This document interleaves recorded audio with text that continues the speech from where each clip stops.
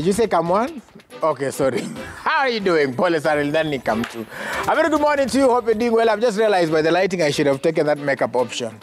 But it's okay. We move regardless. I'm shining because of the grace of God upon my life.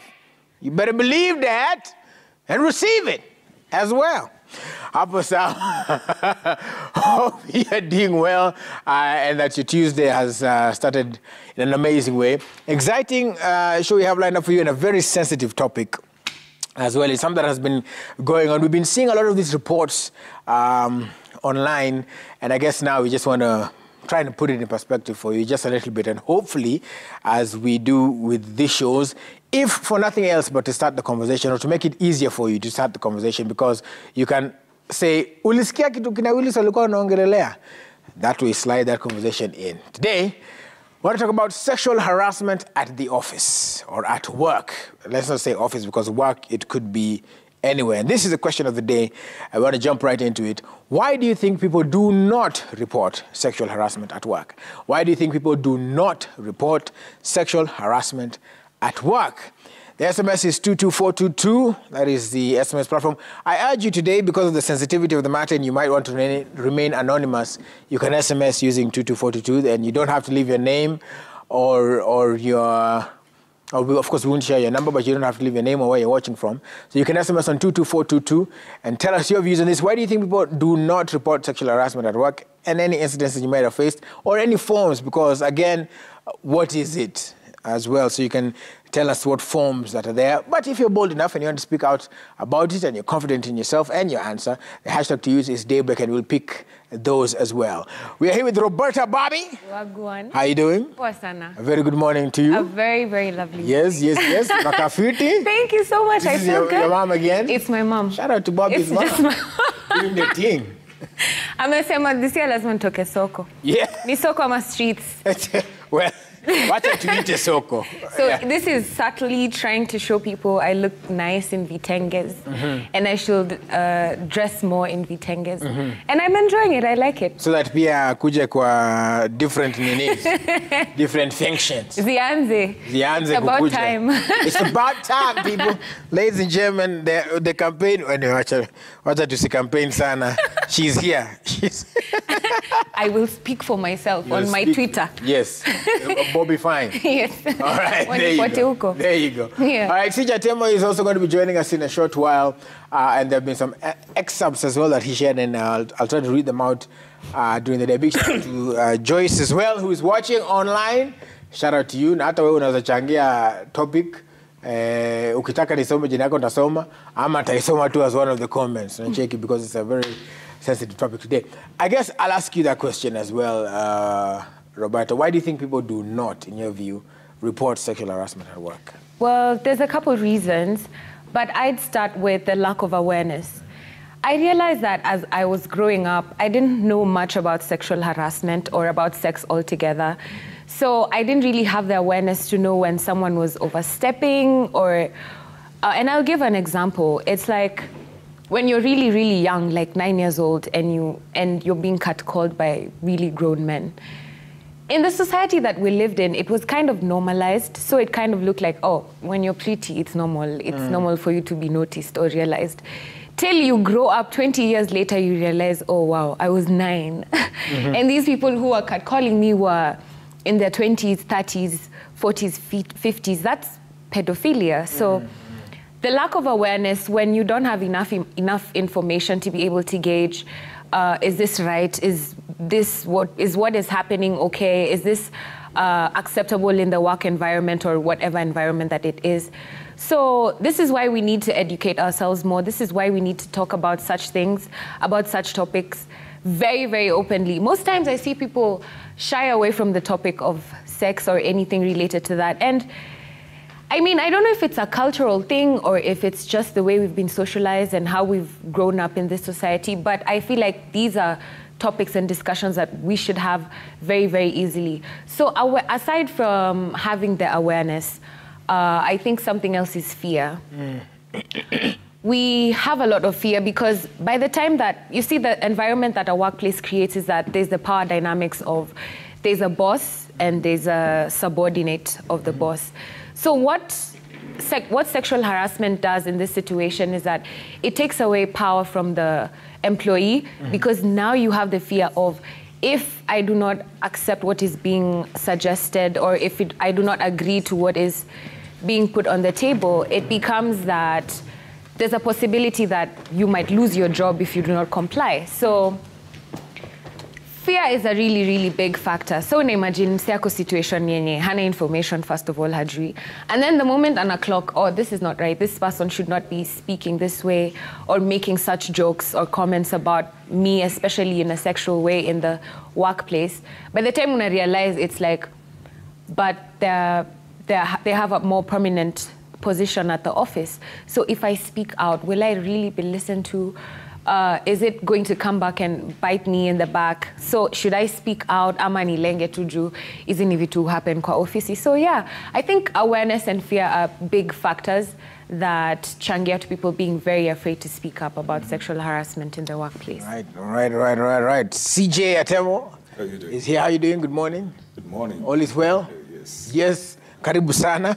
Thank you. This is, again, very hot button topic just from the comments I'm already seeing online. We're going to be sampling some of them in the course of this discussion, but feel free. Remember I said 22422 is the number to use to remain anonymous. You don't have to tell us where you're watching from. You don't have to tell us what your name is. You can just weigh in on this particular issue, and we'll see what we can do. CJ, the question of the day is, why do you think people do not report sexual harassment at work?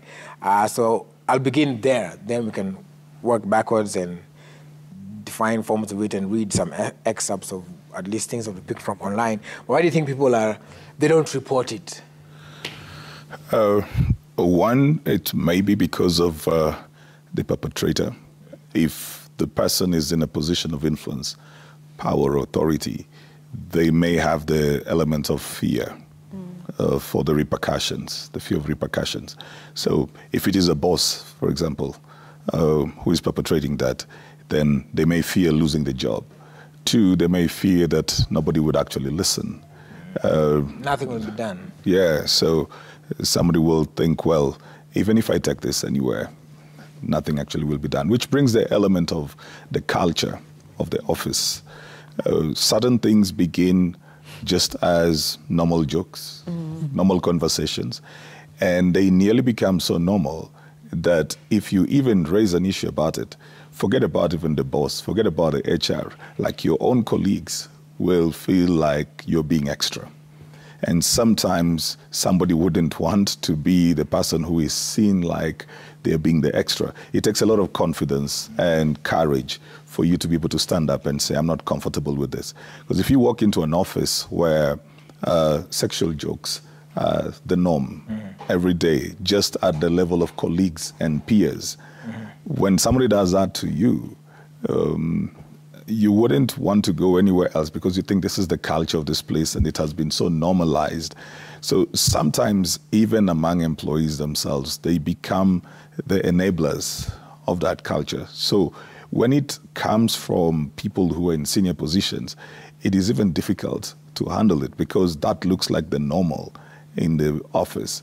Other people will not do that. They will not report because they're not used to standing up for themselves. It's an issue of their confidence. They've never done that.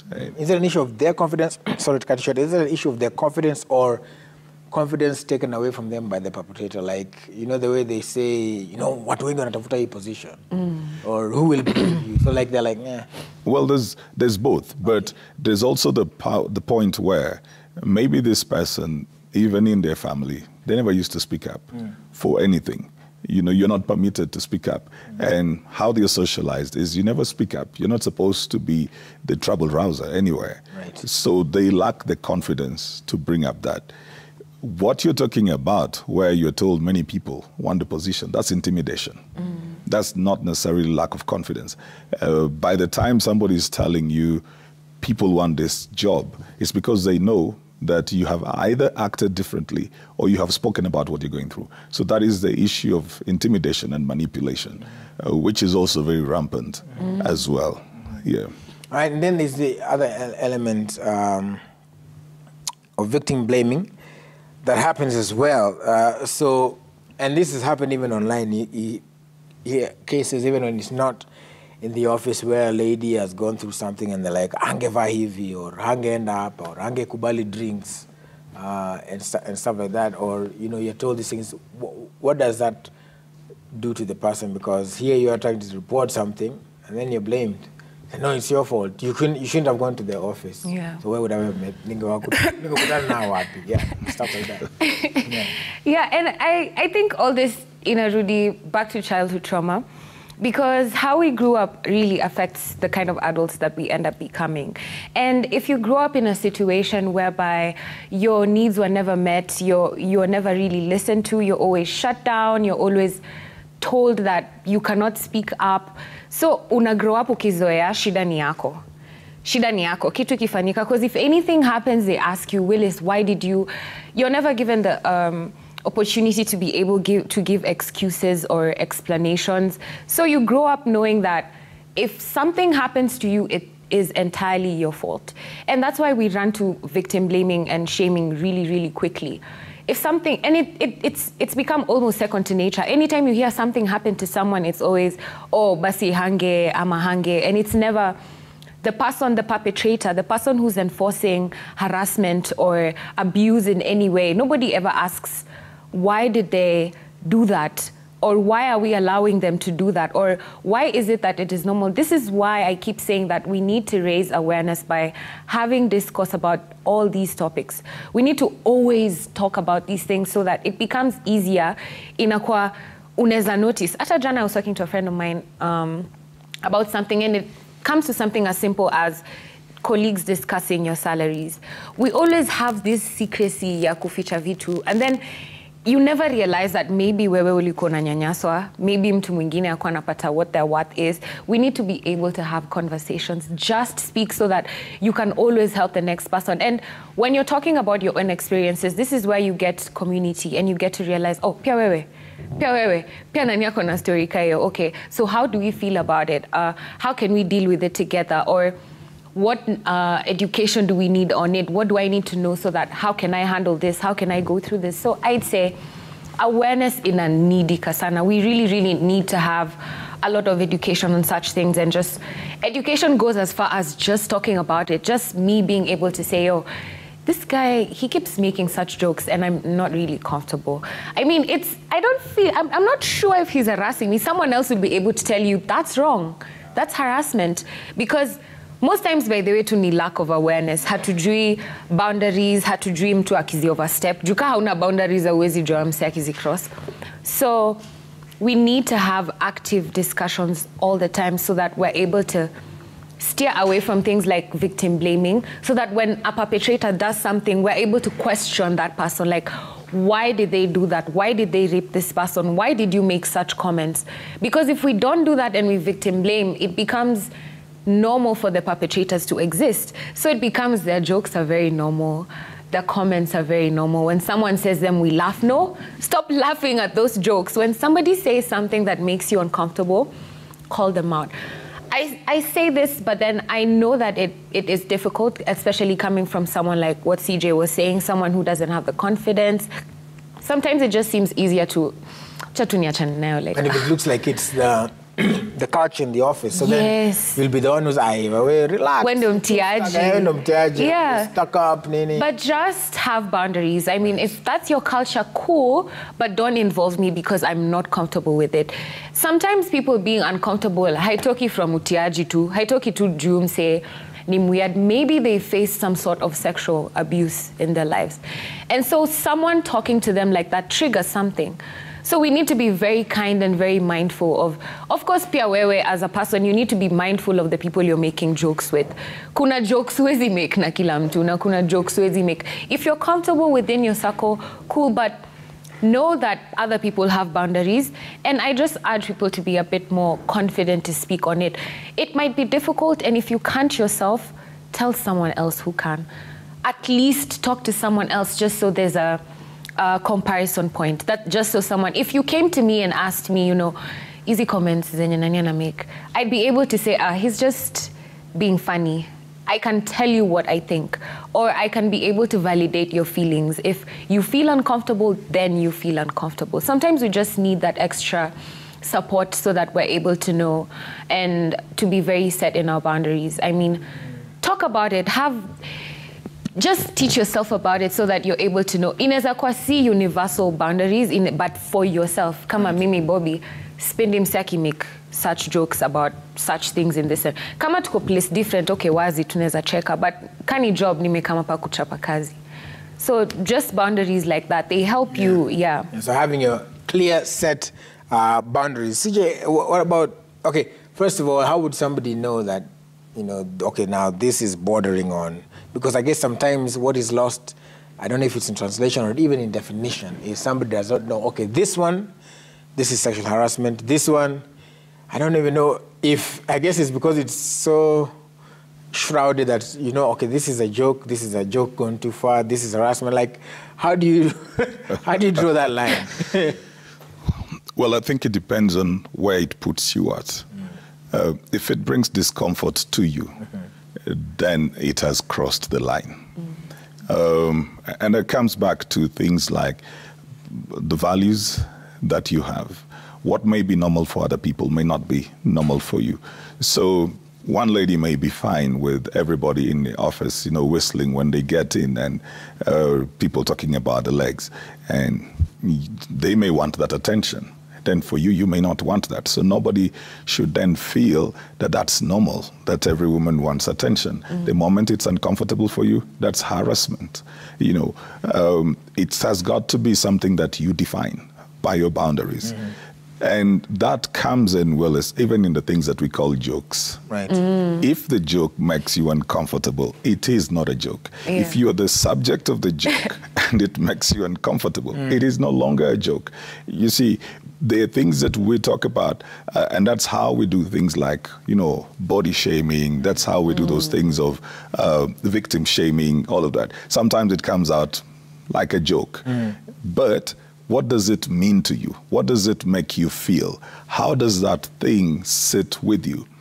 If it is very uncomfortable with you, then it is no longer a joke. And it doesn't matter what the intention of the person who spoke the joke had. Right. Their intention cannot validate what you, cannot invalidate what you're feeling, and cannot validate that being a joke, because you are the subject of it. So who is the determinant of harassment? The subject. It is the subject.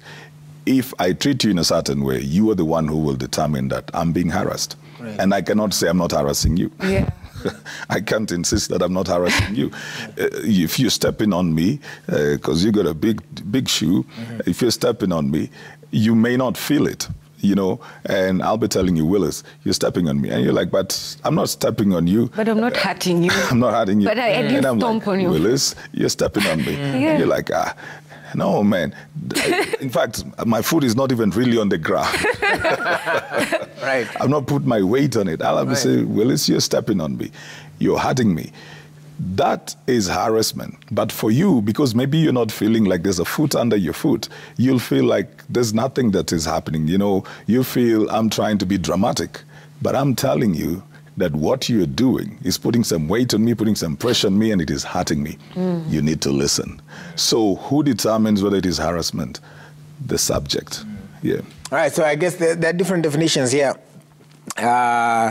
According to, you know, the Kenyan law, so Section 23(1) of the Sexual Offences Act number 3 of 2006 defines sexual harassment as continuous, unwelcome sexual advances, requests for sexual favors, lewd verbal or physical gestures by someone in authority. It goes on to discuss the victim's response to inappropriate moves will also be used in the legal proceedings later on. So if an employee gives into their superiors' perverted demands to save their job, which resultantly creates an uneasy and offending work environment for them, the system will also consider it, that you're backed into a corner, you had pretty much no option, you are considering your job, etc. Then the Employment Act, Section 6, 1 of the Kenya Employment Act describes sexual harassment as any instance in which a superior or co-worker asks an employee for a sexual favor, such as having intercourse, signing a sexual contract, or engaging in any sexual activity in return for better growth opportunities or favoritism among other employees. Moreover, the use of improper, suggestive language, written or verbal, is also classified as sexual harassment according to the Kenya Employment Act. Subclause 2 of the same section mandates every company with 20 or more employees to make and implement a foolproof punishment plan for perpetrators of sexual harassment. Firms are also to clearly state the definition as defined by the Kenya law in the bill in order to remove what they term as ambiguity. So it can't just be a vague description. You have to kind of go right into it. Can I weigh in on something right there, Willis? Right, go ahead. So when the law talks about a company with 20 or more, right, some of the people who face harassment are working in firms of about 5 people. Right. And if you work with somebody who knows, who understands the law, they can technically get away with that. They can actually harass.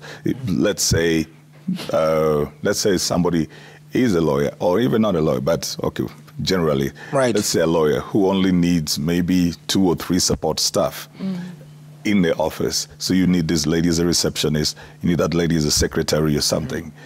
They can easily get away with that on technicality because they've not established anything around that. They don't have 20 people. And some of these things actually happen in the smaller firms where there are not too many people. Even in the houses. Yeah. So there are not too many witnesses and all that. It's easier actually to do that. You'd actually think these 2 people are just working. They're working late. Then you will hear something come up from there, and it will be their word against the other person. Yeah, so it's quite dangerous, and it's a place where lines are easily crossed. We'll go into that. You mentioned things about offices and stuff like that. We'll talk about that in just a bit.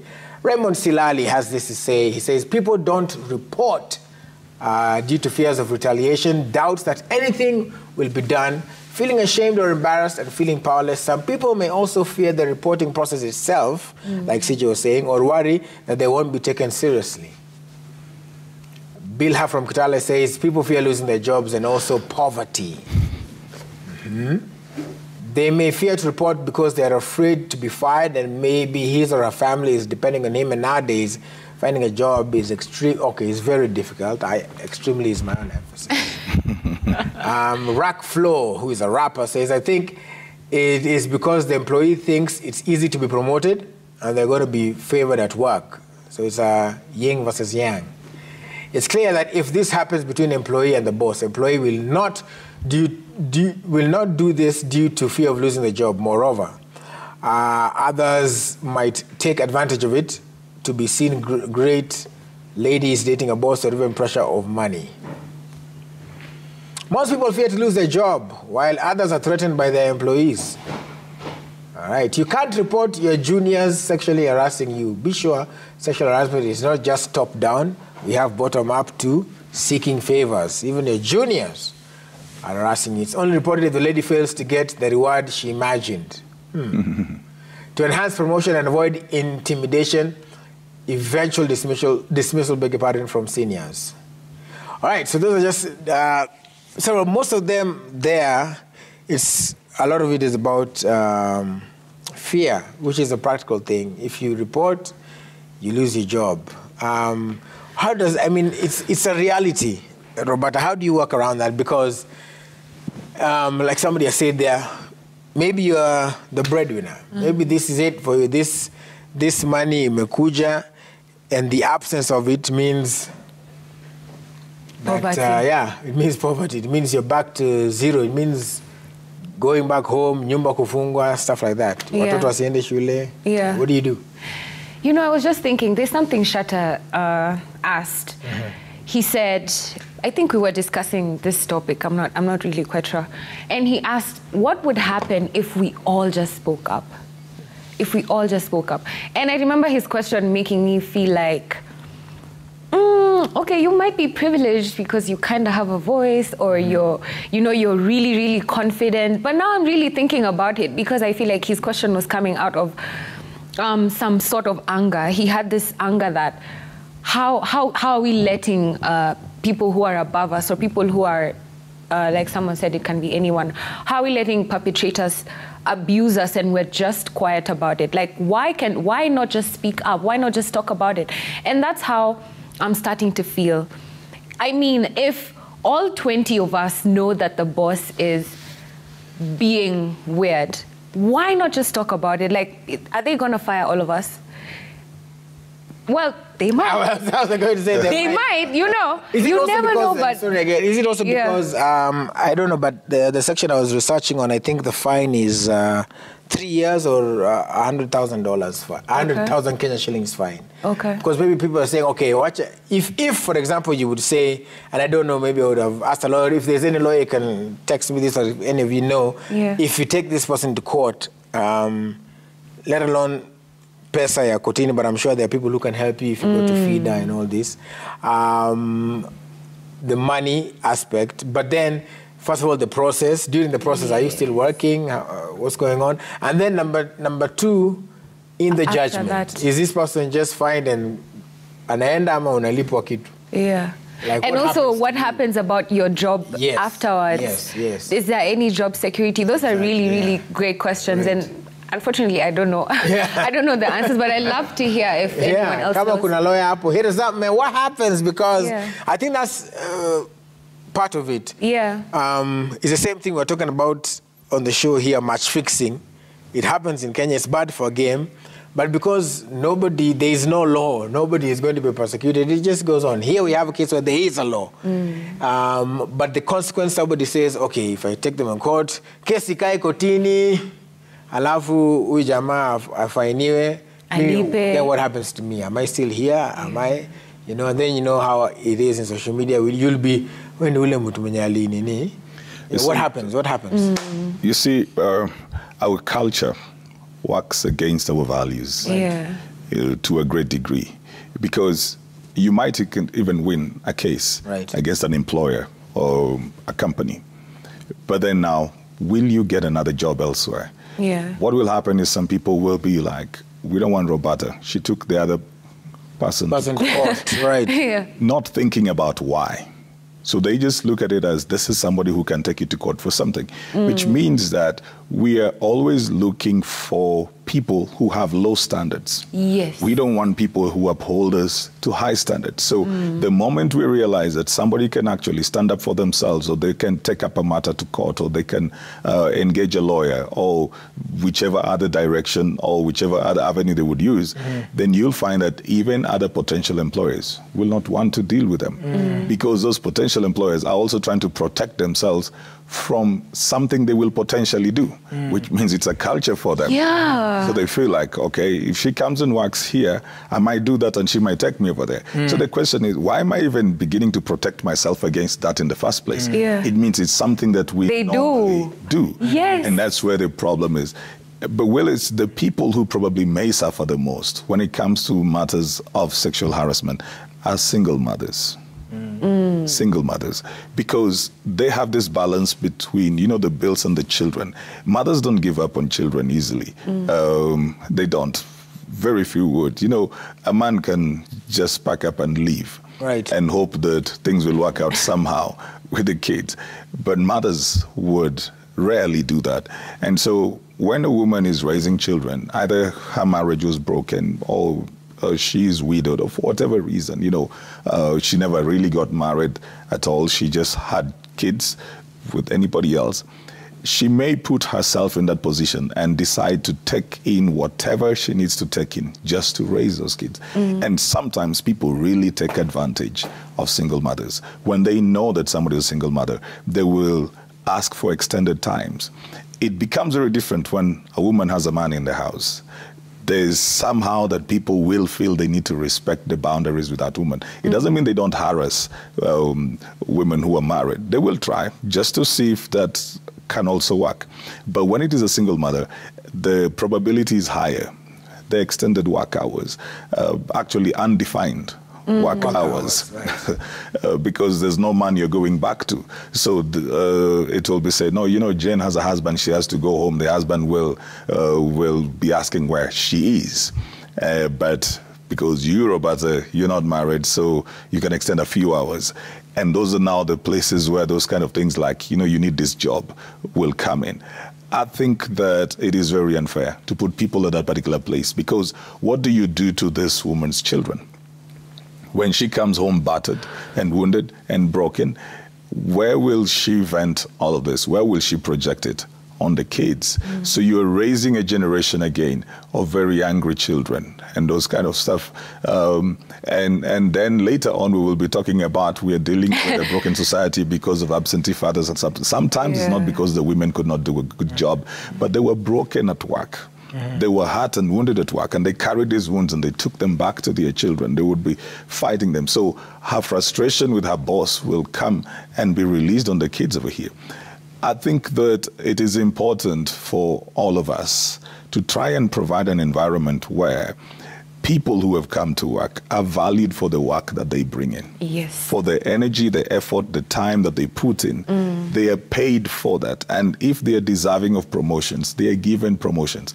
I watched something that Vusi Tumbegwayo said. He talks about the problem with broken systems and corruption. They said, you see, when you do that, then anybody who has a gift, who has a skill, who has a talent, never believes in the system. Either they're going to leave the system and go out and be paid better, but if you think about the flip side of it, what else would they do? If I think that I cannot gain promotion on merit, what do I do?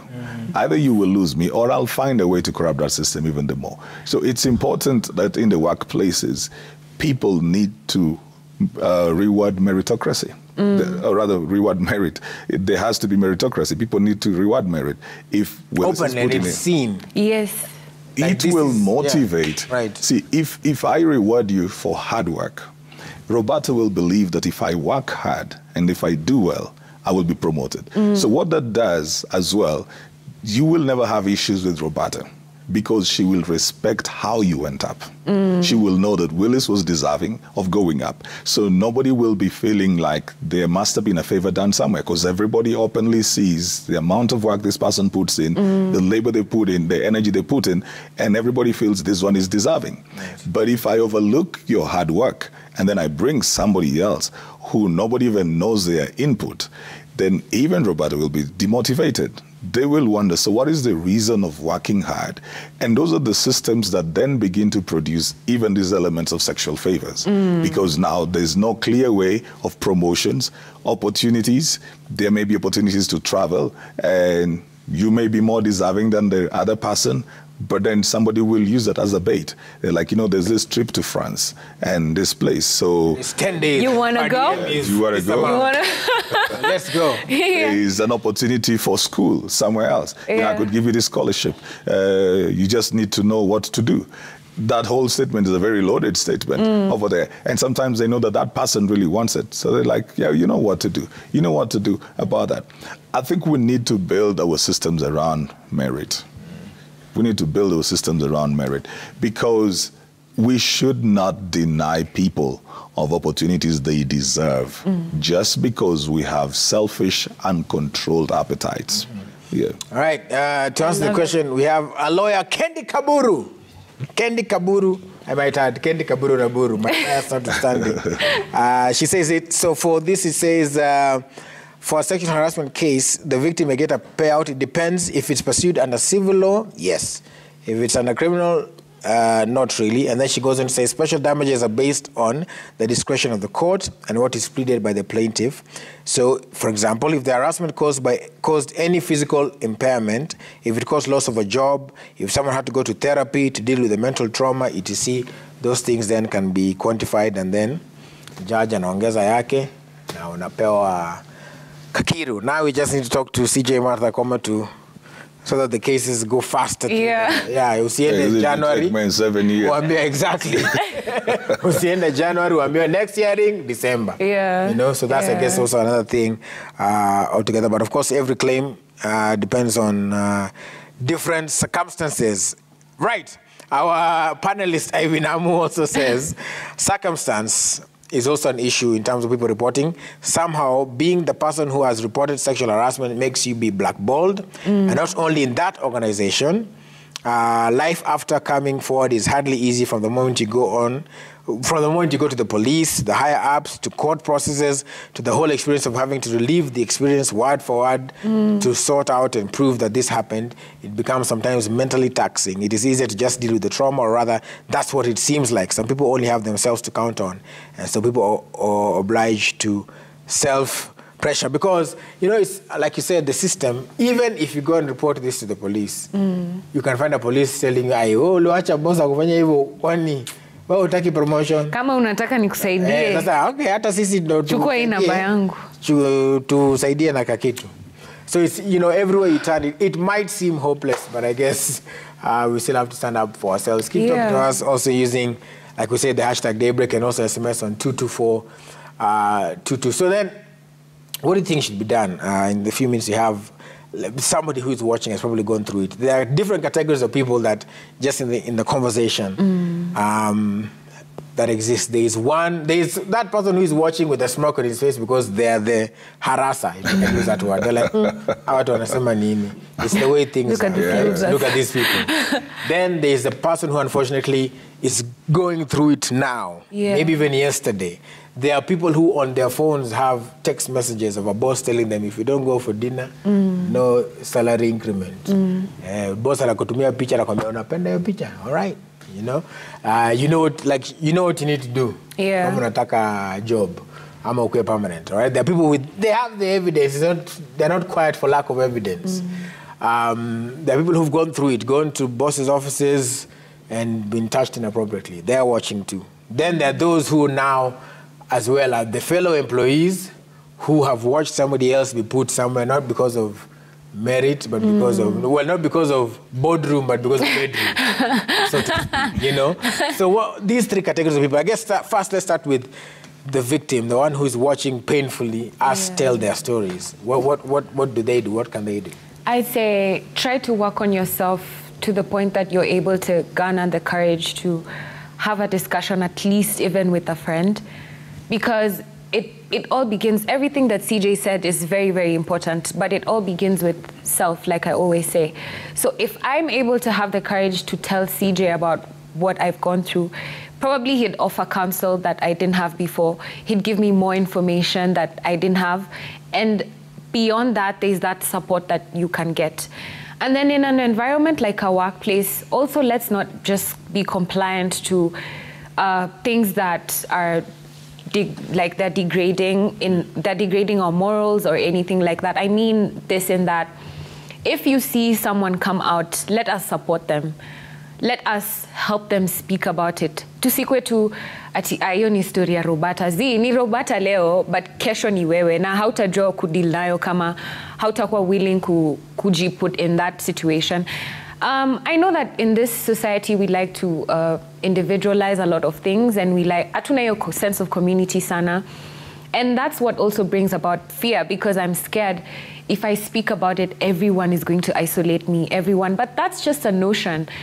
I love what CJ said, because amesema that we need to just have the confidence and work on ourselves so that we're able to have these discussions. Right. So I think as a victim, I mean, at your own time, because abuse of any sort and harassment is very difficult to navigate. But if you gather the courage to be able to just speak on it, it creates a ripple effect that might not even help you, but it's definitely going to speak for the people who come after you. Because sisi wote tunaogopa, okay, tutakuwa fired, but what about the next batch of people who come to work here? What if they're better because they know better, because they've had that? And what if you're fired either way? Yeah. Yeah, what if you are quiet and you're still fired? Yeah. Yeah, it could happen. So anything could happen. Iyo Right. element ya fear tukiitoa kwa individually na kwa in the groups that we're in, we were able to hold these people accountable according to the standards that we deserve. If all of us in the office know that if someone works hard, they deserve a promotion, we should be able to say, Joyce ndo anafaa kupewa hiyo promotion. Joyce ufanya kazi. Joyce uko hapa, yuka hours on end anafanya. If we're able to see it, why not just all of us rally behind Joyce and be like, yo, you guys, you need to give her what she deserves, so that it's on merit, like CJ said. Mwenye anafanya the best ndo anafaa kwe rewarded, the best anafaa kwe, so that ina motivate everyone else. So hiyo fear itakuwa eliminated if only we're able to band up together and support each other and be there for each other.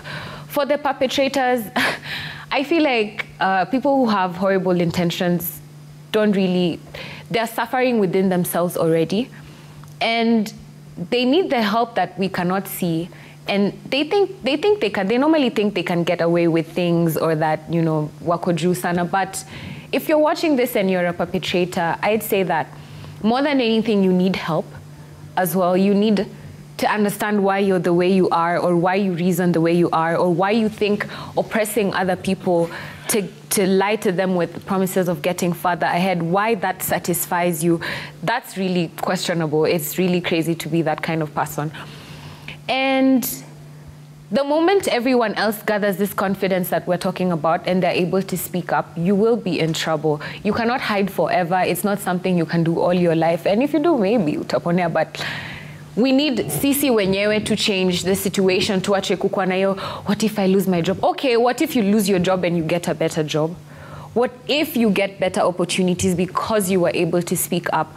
What if all of us support each other and we create an amazing work environment where we're listened to, we feel seen and heard? It doesn't always have to go the other way, but we're the only ones, if we have the awareness and the education, we're the only ones who are able to hold these people accountable to the standards that we deserve. So, ni sisi to work on ourselves. What's the third cluster of people? Sasa sisi wenye tunaona, ule naye amewekwa pale, si kwa sababu ati ako na akili. Ni kwa sababu. Be able to call that out as well. There's always, and when CJ was speaking, I was just thinking about how the sense of no job security also can fall under harassment, because kila siku unaenda job lakini hauko sure ka boss wako amejam na wewe anaweza kuachisha job, hauko sure ka kesho utambo usikuje, hauko sure. That's also that CJ called it intimidation. It's intimidation, yes. It's all harassment, because you should go to work feeling like you're safe, you have a safe environment to work mentally. Because if you're constantly thinking, if I speak up, they'll single me out, that's not security, and we need to have these discussions so that kila mtu kwa ofisi, colleagues wako wote wakijua that hatufai kukua tunafanya to feel evil. We can speak on it. We can tell the boss, yo, it's not fair how every day we come to the office, but we're always scared. We can't do our job if that's the vibe. So tuache kukubali vitu zinatufanya tukwe less, vitu zinatufanya nika hatuko deserving of better opportunities. We should just work on it so that it starts from us, then it starts trickling down to the perpetrators and everyone who comes after us. All right. Okay. We have the SMSs. We'll take them now. Okay. There are some 3 more SMSs. We'll take 3 actually, and then we can. Yes. So sexual harassment is not only towards ladies alone. Majawapia are being harassed sometimes. All right. Charles Hunja from Roiro, Kiambu says some people may not report any sexual harassment incidents simply because, or maybe because, there is nowhere to report to. Maybe the workplace has no mechanism for dealing with such. And Mashira from Emaka says sexual harassment is actually blackmail, very hard to navigate, but it happens to both genders, not women only. Yes, it happens there as well. So, CJ, the same question, but there are also those incidences where people are confused. So, how long? If a hug lingers on for so long, how long is so long? How long is acceptable? When do you get embarrassed? Or, it's so, it's such a dicey place to be in, because trying to figure out, also because so much has been said to you that you're even not sure, like, hey, am I really going through this? So, what does somebody do for those, especially for the victims who are watching and they don't have a voice, or think they don't have a voice? When you ask about how long would the hug be, if you hugged Roberta now for a whole minute, it won't bother her, because there is a connection. There is a level of connectivity that the both of you have. Conversations over time, friendship over time, and with certain boundaries that are clear. But if we are just professional colleagues, we have no other dealings apart from work. Then you come in. First of all, even when you ask for the hug, I'll be wondering what? Right. We're not there. Yeah. So if this hag even now lingers, that's a whole different dynamic because we are not connected in that way.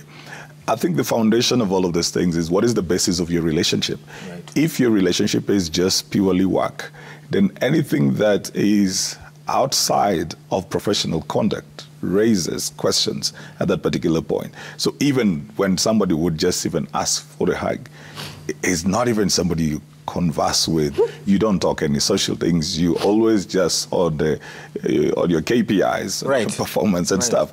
Then suddenly they want to hug. Roberta, give me a hug. It'll be like, hey. It's funny. Not anything. Yeah. It'll be like, hey, you know. And then it's in a private space. Then again, look at the environments that these people will choose to do certain things. You look at that. Either it is very private, or they come and put you on the spot in public, in a place where you are compromised. So everybody's eye is on you and you feel like you need to do whatever they're doing. And it looks like it's something just light passing. So it will be something like, hey guys, I've asked Roberta for a hug and she's not giving me a hug. That's harassment. Yeah. Because now she has to act in a certain way because of the presence of everybody else. So she has to act in a certain way. So she'll be coming, not because she wanted to do that, but because she's on the spotlight. So there are two ways. People who harass people are very manipulative, yes, and very calculative as well. But there's something you asked about, what would people do? One of the things that I feel the simplest, low-hanging fruit is if I harass you, for example, so I've sent you a text, I'm sending you all these videos or photos, I think you should actually text me back or send mail just to have proof of correspondence and say, sir, I received your this, and I would like you to know that I'm not comfortable with the things that you're sending or something, so that there is proof of correspondence that I did receive, you did receive, but then you said you did not want this. Well, somebody who is a bit clever may not respond to that because then that would mean they indict themselves, but you will have proof so that any day, anywhere else that you would go, you can show even from mail and say, I sent this mail to this person on this particular date, and these were the facts. So it's not just hearsay, because by the time somebody is sending you mail, Willis, and saying, you know, I did not like the fact that you were sending me this and this and this, they can't be that crazy to send to you directly things that do not exist. So I think it is important at the onset to just do that. So, well, there's a chance that you might lose your job or something, but there's also the chance that you're going to protect yourself within this space. So, as you speak up, let there be evidence that you spoke up. Send a text or send mail and say, I really love the opportunity of working in this place, and I think that I would learn a lot from you on this, but I am not comfortable with 1, 2, 3, 4. And if you would just change on how you do that, I'd be so glad to keep on working and we keep it professional. So you don't get tired of doing that. You see, that is, you have just put a rebuttal on the person. You have told them you still love the job. You have told them you'd want to work there, but there are certain things that you're not comfortable with. So in the future, if anybody would come up and say, but what did you do about it? You'll say, I actually sent mail. And you can actually say, look, I have raised this issue 3 or 4 times, either on mail or on text. There's another aspect that I thought I needed to mention, that sometimes I could even be close with somebody, and then I begin to interpret it that she's interested in me or she's playing along, when she's actually not. She's just enjoying herself. You know, we were here with QT one day when y'all, you know, I'm not healed from that. We're sorry, CJ. I'm not healed from that. But we were here with QT one day, and she said she loves to wear, for example, short dresses. And maybe somebody's doing that for themselves. They're just doing that for themselves. They're not trying to get your attention. Then you begin to press, you know, trying to push the envelope because you think they're doing that for you. And then you begin to act in a certain way, feeling like, you know, this lady's trying to invite me into this thing. Sometimes they're not inviting you into anything. Sometimes they're just doing that for them. people talked about, men also get sexually harassed. It's true. Somebody might be dropping their button here, not because they're trying to get anybody's attention. It's just their own feel good. Yeah. So it doesn't mean that you're trying to get the attention of a lady or something. So, and there are men, of course, who would also be very uncomfortable when you come around them and you're like, ooh, your chest, because they feel they're bringing in much more in here. And sometimes they'll tell you, look, I'm in a stable relationship, or I'm fine the way I am right now. And you keep on feeling, no, you can't be a man and be satisfied with one. Right. Yeah. So you keep on pushing that kind of a thing. And you're like, Frank, don't behave like, don't do this stuff. That's also harassment. It as is. Well. I feel that the whole basis of this is just respect. Yes. Respect. Just respect people. Respect people. How do you want your own daughter to be treated? How do you want your son to be treated? How do you want your son to treat people? Just basic respect. Right. And if we have that, I think we will have better working places. All right. Well, I tell you what, I hope, like I said, this has helped you to, at the very least, start the conversation. If you watch this, if you want, you can share it with your friend, like, hey, you told me about this and this guy talked about it, or you can share it with your colleagues. You can use it to start a conversation. Because this actually, that's actually true, Sheshi. Sheshi says, unaweza fanya pia anonymous email. Yeah, and call out a few people, hapa na pale. It can be done. The thing is, I think what we're trying to say is, as Sija said, respect of yourself, respect of your environment as well. And as Roberta keeps saying, communication. Speak up. Tell somebody that this is wrong. If they don't listen, then take it to the next level and let organizations also start taking this a bit more seriously. If you're in HR, if you're a boss, let's start taking this a bit more seriously. Find out if you actually have that written down conduct and define it clearly as per the Employment Act that says you should define clearly what sexual harassment is so that your employees know what it is. And if you are the victim, first of all, I'm very sorry, but it has no reflection on you. Look within yourself, seek therapy, seek help, speak out, reach out to a friend, and I hope that you've picked up something from me. And for those of you who are out there, employees, mnaona mtu amepelekwa pale kwa sababu ya bedroom na si boardroom, tuendelee kufanya kazi. But if you can also, hata wewe, speak up, call it out, and you'll be better for it one day. And for those of you who think you'll get away with it, R. Kelly, Bill Cosby. Peace and love.